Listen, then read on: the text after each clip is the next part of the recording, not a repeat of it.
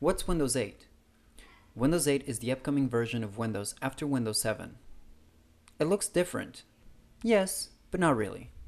Assuming you've already gone through the initial setup, the first screen you see when you start the computer is the Start screen. The Start screen has evolved from a small chain of pop-ups to an easy-to-read full-screen window that allows you to access programs or apps. The Start screen has been redesigned in order to bridge the PC, Xbox, and Windows Phone into a familiar ecosystem currently known as the Metro layout. But don't worry, the desktop you are so fond of is still around. Why the big change? Microsoft has adopted the Metro layout in order to allow Windows operating system to adapt to the current touchscreen, voice control, and upcoming technologies. This change is rumored to allow users to use apps they've bought in any device such as the Windows Phone, Xbox, and of course the PC. I don't want to use my PC as a tablet. How much has Windows 8 changed? In spite of hypes that Windows 8 is just for tablets, there have been many improvements over Windows 7. Here are some of the things I really like. Naturally, it does have a better touch response for tablets. The Start screen is different, but after using it a few days, I quickly came around and really welcomed the change. The Metro design in apps truly accentuates beauty and simplicity, making it easier to read the information displayed before your eyes. I really like the lock screen. Though it's not a feature to go nuts over, the clean presentation and notification system makes it more interesting to look at than the plain old boring press Ctrl Alt Delete message box. Though I've been using Windows 8 Consumer Preview, I'm really happy to see that the performance is top-notch.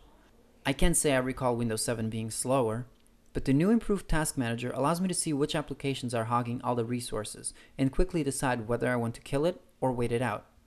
I also like having more control over the hard drive. Like for example, when copying or moving multiple files, you can pause or resume specific activities in order to prioritize which files to process first. Upcoming SkyDrive integration looks simple and amazing, allowing users to open or save files in native desktop mode in the same way you'd use any other folder. Unfortunately, I've only been able to see a video on this. Installing new or old devices has also been a breeze, truly plug and play.